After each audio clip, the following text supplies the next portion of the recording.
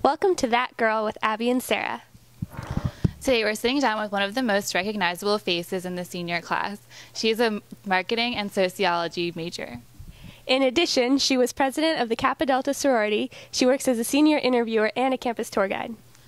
She's also a Career Center marketing assistant, parent and family orientation aide, and participates in InterVarsity Bible study. Please welcome Megan Brew.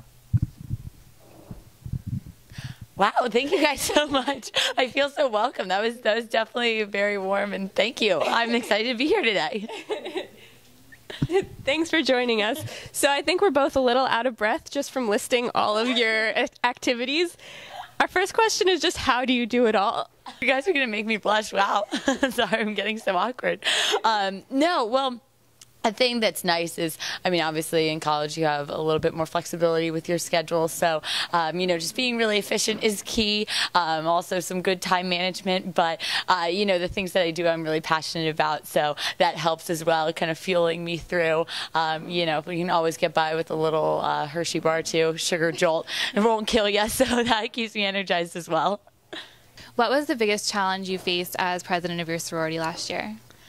That's a great question. I am blessed with some really, really amazing sorority sisters, and just the entire Greek community is so supportive and so welcoming and so loving. But being the leader of a Greek organization, and I'm sure other presidents will echo this as well, you have to kind of contend with a lot of different viewpoints. And so I think what was most challenging about it was having to make tough decisions, knowing that they would directly affect some of your best friends. So when the people that you're working with are your sorority sisters and the people that you have the deepest bonds with, that might not agree with every decision you make, you really have to still keep the chapter at the forefront, as opposed to all of those individual wants and needs, which can be tough at times, again, just because these are your best friends and these are your family here at William & Mary. So, but a great experience overall.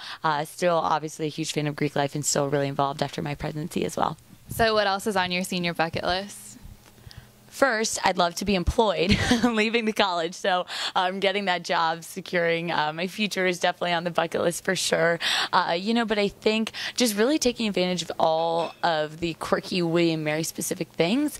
So anything from just hanging out late night on the Sunken Gardens. I've never thrown a Frisbee out there, so that's like your quintessential college thing that I think I need to accomplish. But just doing a lot of the fun senior stuff. So participating in senior class gift things, going and hanging out on the terrace as much as possible, and just really getting the most out of this senior year to spend time with my friends, I think is ideal. And getting that job. My mom would be happy to hear me say that, but yes.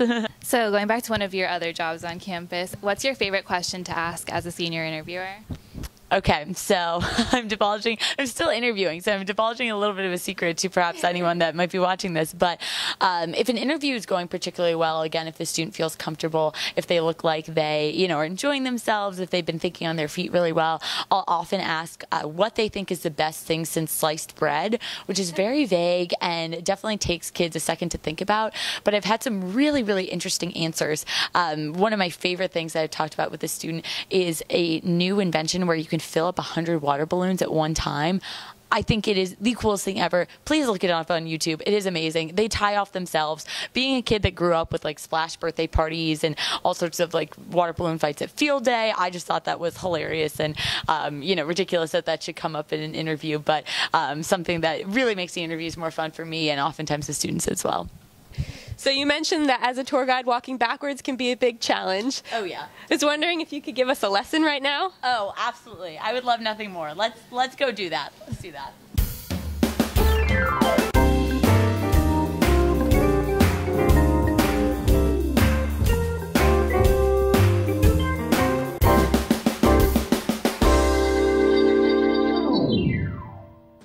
Okay guys, so now I'm going to teach you how to do the tour guide walking backwards, okay? So first things first, when you are introduced to your tour group, it's really important that you build rapport with them. So essentially, I always approach my tour group saying, you trust me to teach you a little bit more about William & Mary, and I trust you to make sure that I don't run into any stationary objects or moving people, okay? So definitely an important first step.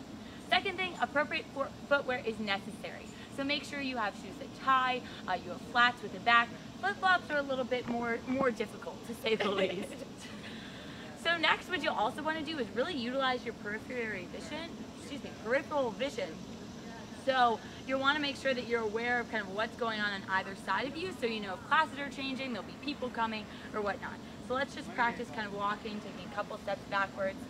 Also say you want to be very aware of the campus physical outlay. So you'll need to make sure that you're aware of any routes, as you'll see over here, if you're passing through gravel or down the street.